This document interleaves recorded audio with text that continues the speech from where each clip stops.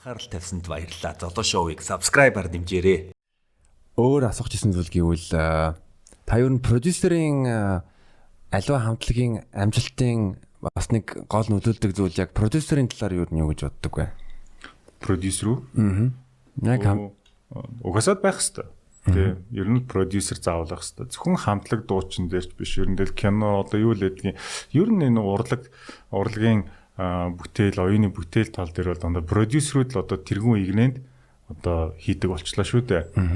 Тэгэхээр Монголд бол одоо жишээлбэл Наран зун маш гоё амжилттай сайн продюсер байна. Бид нар Wasabi's Resonance гэдгээр нь хараад байгаа бол жишээлбэл одоо Jazz Nagi чинь тий Nagi жишээлбэл продюслаад цоошин дүр төрх, цоошин дуу, цоошин шинэ имиж болон дараагийн нэг юм юунд гаргаад тавьчихлаа шүү дээ платформ тий дараагийн агсан төвшингийн шатан дээр хааж тавьчихлаа шүү дээ. Тэгэхээр энэ бол продюсер ажил. Тий продюсер ажил. Одоо жишээлбэл манай хамтлагийн ахлагч дуучин болж жишээлбэл одоо яг продюсер хүний бас нэг тийм үзүүлдэг штэ. Жишээлбэл юу гингүүд болдогийн одоо гаргаж хүмүүс таниулсан зөндөл олон артистууд байдаг штэ. Хамгийн анхны одоо B production-ы Volume 1 цомог дээр гихт чинь Quiza BAT2 орж ирсэн. Тэгээд 3 охин их шиглэн Маралжанго Аги гэдэг дууч Агима гээл те ингээ гих мэтлэнгээр аюул олон артистууд танилцуулж гэжсэн. Өнөөдөр ч гэсэн идэвхтэй юмд байгаа. Жишээлбэл одоо рэпер Нэнэ. Тэгээ Нэнэ жишээлбэл би production-ы дараагийн танилцуулж байгаа шинэ артист нь танигдж байна. Гих мэтлэнгээр тийм ээ. Ингээд зөндөө олон артистууд танигдж байна. Тэгэхээр эдгээр бүгдээрээ продюсераас гарч ирээд байгаа байхгүй юу? Продюсераас гарч ирээд байгаа. Тэгээ продюсер энэ хүн ийм дүр төрхтэй болоод ийм утга санаатай, ийм аялгаутай, ийм хэмнэлттэй дуу явуулвал ийм насны хүмүүс нь дуртай сонсно. Энийг одоо ийм насны хүмүүс танилцуулахын тулд ийм дуу, ийм үгтэй байвал ийм хэмнэлтэй л гоё гэдэг. Продюсер ихэндээ толгоондоо боловсруулаа гаргаж ирээд артистыг гүйцэтгүүлээд хүмүүст ингээд гоё хөгжин бэлгэлээд шүү дээ. Тэгэхээр продюсер бол баг анхдагч юм уу да. Камертоны хувьд 50 наахыг бас яруулаас маш чухал хаа тий. Тийм 50 бат. Дууны ай зохиогч гэдээ яадаг. Ер нь бол зүгээр монголчууд нөгөө дуу задлангуудад дууны шүлэг, дууны ай зохиогч энэтрэг гэдэг нэг тийм өөр нэрс хайрлаад явуулаад идэгин. Яг үнд бол дууны зохиолч гэж хэлнэ л дээ.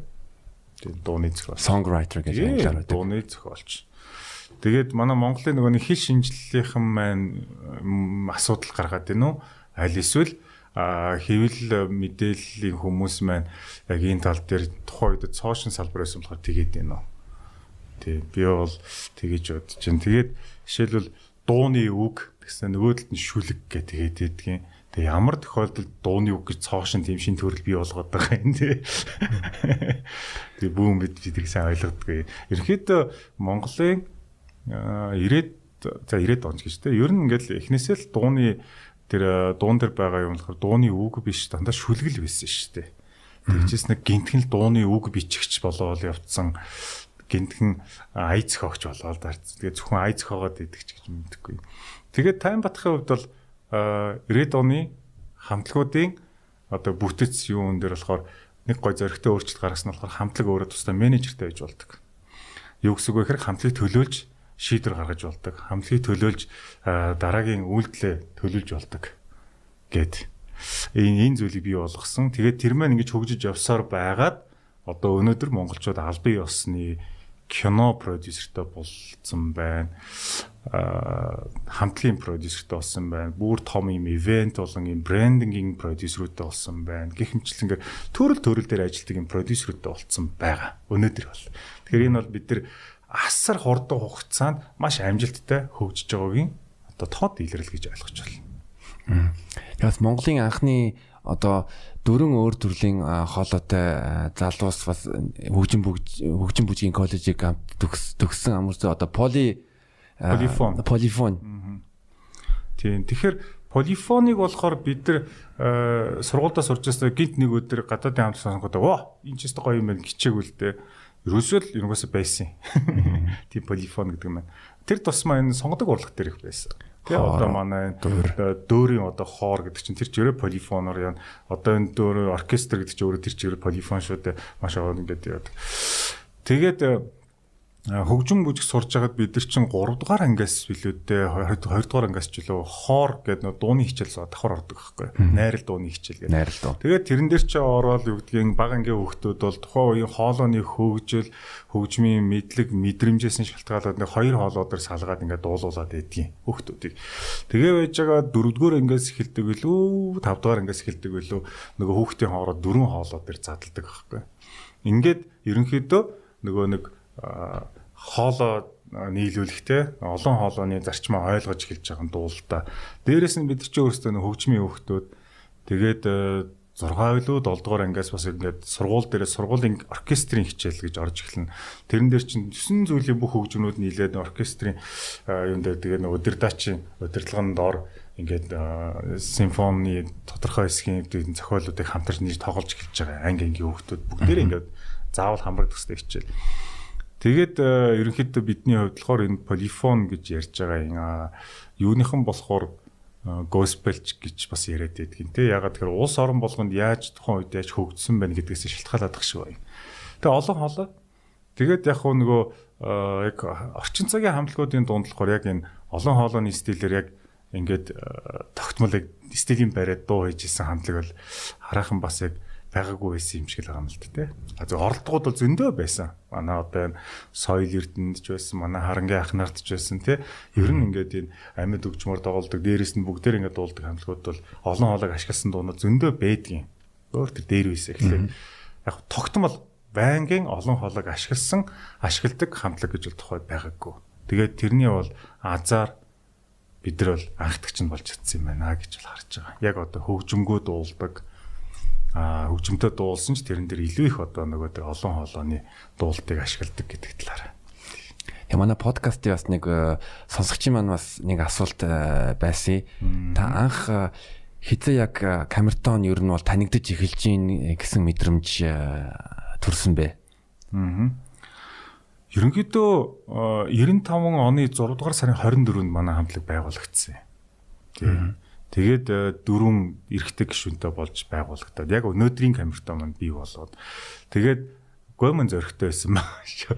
95 оны 7 сарын 10-ны илүү 11-ний жил 12-ны жил нэг тийм шоу төв стадионд болдог байхгүй. Юу ч бодсон бүү мөн дөрөв бацаан ч гүйж очсон. Бид дөрөв эндээ ормаар гинэ стадионы том шоуон дээр тухайн үед нь яасан ч фильтр султай байсан. Эсвэл хувь зээ ивэс юм уу бүү мэд. Тэгээ хөгжим уран сайхны одоо удирдаач тал дээр нь болохоор одоо урлагийн гавьяас цэцгэлтэй ухнаагаа ажиллаж ирсэн. Бас яг ингээд нөгөө нэг бизнесмен болоод бас яг тэр урлагийн илүү талаас нь хардаг нь болохоор одоо энэ Боингийн захирал жаргасайхан захирал байсан. Боинг компани захирал. Тэгээд тэр хоёр дээр очиод шууд тулаал уулзсан. Хүүхэд болохоор айжчгээж мэддэггүй ажил дээ. Яа юу хөхтөд яасан юм бид нар ингээд юм хамтлаг болж байгаа ингээд стадион дуулмаар гэсэн чи гайхаж ярьдсан. Сонсоо нааш өрөөд тэргээ дөөр дээр яасан зөрөгтэй хөхтөд. Тэгсээ дөөрийн нөгөө балетийнхны бэлтгэлийн өрөөд гэхгүй том пианот өрөө. За сонсъё гэхээр бүгдээрээ өнгө аваад ингэж байгаа. Тэр хөгжмөд дуулаад үзүүлэхгүй. Шугаманда тэр дууг ч одоо бид яасан юм те нэг 10 хоног л бэлдсэн юм уу? 7 хоногч бэлдсэн юм уу? Тэрийг шууд дуулаа үзэл тэгсэн чинь ингэсэн за болчиход стадион дээр өрөөд ирээ гэдэг чинь. Тэгэхээр зоо гэ хөөрхөн байсан байгаа ба. Тэгтээ яг хаа тэгээ дуусал та. Тэгээд төв стадионын дээр бид нар чинь мэдээж хамгийн ихэнд нь гараад хөгжмгөө дуулаад тэрнийх нь тэр үеэр нь нөгөө жагаах чи өөрөө нөгөө нэг тэр хөгжмийн инженер акустик инженер тал дээр өөрийнхөө хобби болоод бас мэрэгчлээ уйлд юм шиг. Нөгөө цаачин гараад микрофон тааруулаад хөгжим мониторын байр марыг нязлаад тэгэл ингээд харсан чи дахиад дуулчих гэнэ. Загаал дуулаад байсан бүүм. Бид нар ч юу дуулсан хүмүүс ч юу сонссон бүүм бид. Дараа нь айгүй том шүүмж гарч ирсэн. 7 дугаар сарынхан дээр тухайн үеийн төвийн хэвлэл дээр нь илүү 8 дугаар сарынхан хэвлэл дээр нь ч илүү гарч ирсэн. Тэгээ ямар шүүмж гарч ирсэн гэхээр нэг 4 хүүхэд гарч ирлээ. Тэгээ нэг ийм нэртэй хамтлаг байх юм. Юу ч дуулаад байгаа бүүм нэг юм сүмийн дуу шиг юм дуулаад байсан. Тэгээд тэр чинь хамгийн анхны бид нар танигдсан одоо үйлдэл тэр байхгүй. Тэгээ төвийн хэвлэл дээр бичигдэн гэдэг ч юм сайн. Бас азтай юм байна. Шүүмж байхгүй. Тэгмэд хүмүүс гайхсан болт. Юу яасан гэс хүмүүний дуу мó гэж гайхаад тий сөөм гэдгээ ч ойлгохгүй шүү дээ. Бид бүхэн ч бүгдээр. Тэгээд дараа нь үндэсний телевизтэй тухайн Монгол телевиз. Тухайн үед бол Монгол телевиз байсан шүү. Одоо бол үндэсний олон нийтийн радио телевиз болсон. Монгол телевизийн одоо яг тэр шин залуу тухайн үеийн тэр мундаг хоёр залуу байсан. Тэгээд бурхан болооч мөнх баяр тэгээ хаан зориг хоёр залуу AV гэдэг нэг тийм видео студитэй. Аудио видеогийн товчлол AV. Тэгээд бид нар санаандгүй зүгээр Монгол телевиз дээр гуйж ороод тэгээд дууныхаа студид нь 18 насаа бичүүлээ гэсэн байхгүй. Ер нь нэг бичүүлээд юмаа сонсч үзье гэдэг. Ганц бичүүлээд буцаага тэргээ сэргээ сонсох боломжтой тийм шүү дээ. Тэгээд тэнд бичүүлж байсан чинь харин ор сонссноо дуудснаа та нарт би клип хийгээд өгье гэд. Тэгээд тэр 8 сартаа билүү нэг клип бидрээ ингээ хийгээд мань хүн айгүй гой сэтгэл гаргаа тэр манай хоёр тэр залуучууд хийгээд тэгээд нөгөөдгийн шууд үндэсний телевизээр пад гээд цацаад эхэлчихдэг байхгүй намраас нь. Тэгээ 9 сарын сүүлээс ч 10 сараас ч л. Тэгээ цацагдаал нөгөөдг нь ерөөсөө яах ихэнх зураг зүгээр нэг хуураа өвсөн тавьсан түүмэр шиг хүн болгоны анхааралтай пирх гээл амар бүүн болсон л доо. Тэгээд бидний хувьд ч гэсэн ерөөс төсөөлөггүй үрдээ ерөөс бидээ тэгээд гайхчихлээс. Тэгээл нэг 18 нас хинч өдөөгөө хайр дууны хөгжмийн инструментал нь тэгээ Мамун Нашрын хөгжмгөө хувилбар гэдэг энэ нийтэм байна. Тэгээд одоо хоёулагийн интэх ойрхон ба. Хоёулаа ч орсолчингийн ойролцоо шүү дээ. Ийш хангаа зочдууд л байгаа. Одоо нэг ажилтгөө хуучин хангаа зочд гэж байсан. Одоо энэ балгасан байшин өндөр. Одоо ойлгосноо энэ их юм. Окей, ойлгочихлоо. Энэ балгасан байшингийн хамгийн дээдлэлт нь тухайн FM радио 102.5. Манай Монголын ууган FM-үүдийн нэг нь баг шүү. 102.5. Тухайн үед нэг олон FM байгаагүй хаа. Хөхтөнгөр Улаанбаатар FM Улаанбаатар 102.2 байсан. 119. Жаг гэд бас байсан шүү. Хотын төврөө гурвал байсан юм байна. Хүмүүс аягүй FM радио сонсдог, FM station сонсдог. Тэгээд энэ студи дээр болохоор хох хамтлагийн ахлагч хин инх хоёр ах радиогийнх найруулагч хөтлөгчөөр ажилладаг байсан. Тэгээ бид нар очиод бид нар ингэ бичүүлэх гэсэн юм аа. Ягаад тэгэхээр тэнд MD player байсан билүү. DV ч билүү нэг player байсан. Data player, data гэж бас нэг хайлс өгдөө шүү. Хүмүүст бол хэлэхэд одоо л ойлгохгүй байна. Data гэх нэг жижиг data. Тэгээ тэрэн дээр нь бид нараас нэг 18 насаа арай цэвэрхэн гоё хувилбараар бичээд тэгээд нөгөөх нь радиогоос цацагдаад тэгээд дараах нь байжснаа клип нь гараад ингээд ерөнхийдөө медиа тал дээр бол амар сайхан сэтгэлтэй хүмүүсийн дэмжлэгээр бүүн бол гараад ирсэн гэсэн үг. Тэгэл танигдсан үе нь бол ерөөсөө хэдхэн сарын илүүтэй настай юм шүү дээ, тий? 9 сарын 24, 9 сарын 24 гэхэд аль хэзээний хүмүүс вау энэ ямар гоё дуу гэсэн 18 нас юм сонсдог, тий? 18 нас гэдэг энэ дуу дуулсан түүхэн өсөх сонин шүү дээ. 18 нас гэдэг энэ дууны зохиолч нь бол Никитон хамтлагийн ахлагч Бачул байх. Тэ Никитоны Бачка хүмүүс сайн мэднэ.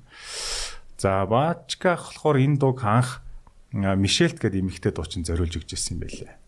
Нөгөө хүн нь болохоор нэг дууны тэмцээнд өрсөлдөөд тэгээд бас яг 10 дугаар ингээд төгсчихсэн үе нь бол таардаг л дээ. Бидний гарчгаас хамаагүй хэдэн жилийн өмнө шүү бүр. Тэгээд Мишелт нэг тэмцээндээ дуулчаад тийг орхисон юм байна. Дараа нь Титэм гэдэг одоо хамтлаг байгаа шүү дээ. Тайван Бадахын хамтлаг тий. Титэм хамтлаг нэг тоглолтоо хийж байгаад энэ дуу чих гоё шүү. Энийг дуулчих уу гэсэн чинь тэг гэсэн юм байл. Тэгээд Титэм хамтлагийн хоёр маань энэ дууг Хөхтөнгөр хамтлагаар ингээд тоглуулад бүр яг амдаар нь тоглуулад хальсан дээр бичээд авцсан юм байна. Тэгээд тоглолтын дээр ингээд дуулжсан. Тэгээ орхисон юм байна. Нэг тоглолтын дээр дуулаа хайцсан юм байна. Тэгээ байж өстө бидний хамтлаг болсон чинь 50 бадах ийм нэг дуугаа та нар сонсдоо ийм үгтэй та нар энийг дуулах уу? Тэгээд нөгөөдхийн дуулаад бэлдэж байгаа л клипч боллоо. Нөгөөдхөө санаандг байдлаар фэн дээр айгуугаас чанартай бичлэг боллоо. Шууд цацагдаал эхэллээ. Тэгэл нэг мэдсэн чи одоо 18-наас ихэр хүмүүс камертон гэж зөвлөдөг. Камертон гэхээр 18-наас гэж зөвлөдөг. Тэгэхээр хэдхэн сарын дотор асар хурдтай тийм өөрчлөлт болсон юм байна. Одоо эргээд бодсон чинь. Энэ бас амар гайхалтай төх байна. Бүхэл тийм нэг юунууд нь л гоё таарсан юм шиг байна тий. Хувь зээний нэг юм цэгүүд нь аягүй гоё таарсан байна тий. Яг юу бүх чакра нэгддэг шиг нэг яг тэгсэн байна. Хамтлаг үрдэг сонин штэ. Болдоо үе дээр тустай бас нэг юм хамтлаг энэ дээр ангийнх охтуудтай нийлцсэн хамтлаг болоод тэгснээр камертон гэж нэрлэлчихэж байгаа тэрийг манай гана ибо хоёр болохоор бас тустай бас нэг юм хамтлаг. Тэгэл ингээд явжсэн л гинтхэн тэр нэг азар нөгөө хөгжим бүжгийн сургуульчин нөгөө хичээл нь орой тардаг. Үндсэн одоо ерөнхий боловсролын хичээл тарсан ч гэсэн хөгжмийн хичээлүүд нь үлдчихдэг байхгүй. Нилээн явуулж байгаа л ангид ахих тусам нилээн явна. Тэгэл наадам нилээн төхүүлж байгаа л бүрэн хичээлүүд зогсдог. Тэгээд яг тэр үеинд бас таарал бидэд нөгөө хичээлийн ачаал мачаалгүй болчихсон. Тэгээ эзнэ хэдүүлээ нэг дуграад цэгээл нот бүгдээрээ нэг хөгжим мэдлэгтэй нот уншиж чинь бүгдээрээ нотнуудаа партуудаа авлаа. Нэг ангид зүгээр коридор зогсож байгаа дугрыг дагаад дуурсан пүнг ой заахс гэсэн. Айгуу сон хордог ерөөс жирс гэж айгуу хордтой шээ. Тэгэл мэдээч эхлэл маань өөрөө их гоё байсан юм байна. Тэгээд цаашаа үргэлжлэл нь ойлгомжтой. Бэлтгэл бас дахин бэлтгэл зүтгэл бас дахин зүтгэл хичээл бас дахин хичээл тий. Ингээл тэрэн дээр л суурилж явсан. Тэрнээс бид нар амар алдартай амтлаг болъё, олон 10 100 дууны эзэд болъё, тий амар мөнгө хайлын молыг тийм байгааг бид нар зүгээр яаж энэ дууг шүүр гоё болох вэ? Яавал энэ хүмүүсийн хүсэж байгаа тэр шинэ стилийн эсвэл огт хүсээгүй байсан ч гэсэн ёо ямар гоё юм бэ гэдэг хаан сэтгэл ханамжаанд таарсан тэр дууг төрүүлж ингэж хийх үгээл тэр тал руугаа л бид нар зүтгээд байдаг байсан. Тэгэл тэр маань үр дүнг өгсөн гэж бид нараас боддог. Тэгээ одоо үеийн яг дүнгиж гарч ирж байгаа мөн бас уран бүтээл хийж байгаа хүмүүст ер нь таны хамгийн одоо best шилдэг зөвлөгөө ер нь юу юм бол? Хичээгээд байгаарай л гэж хэлмээр энэ. Хичээгээд байгаарай, үргэлжлүүлээд байгаарай, зүтгээд байгаарай л гэж хэлнэ. Тий. Тэрээсээ энэ гурван үг маань шинээр хийж байгаа бүх хүмүүст л хэрэгтэй. Хичээх хэрэгтэй, зүтгэх хэрэгтэй, үргэлжлүүлэх хэрэгтэй. Таны хувьд камертоны хамгийн дурсамжтай тоглолт ямар юм бол доо? Тоглолт болгон бүгд өөр тоглолтууд. Тийм дурсамжтай. Мэдээж хамгийн дурсамжтай нь бол хамгийн ихний тоглолт.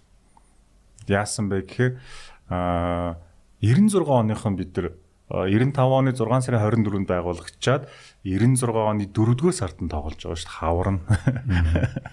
Яасан зөрөгтэй байсан. Одоо бодохоор л гүмийн их л хүүхдүүд л байж л тэг. Үнэхээр хүүхдүүд байсан. Бид нар чи 16, 17, 18, 19 настай тийм жоох хүүхдүүд байлаа шүү дээ.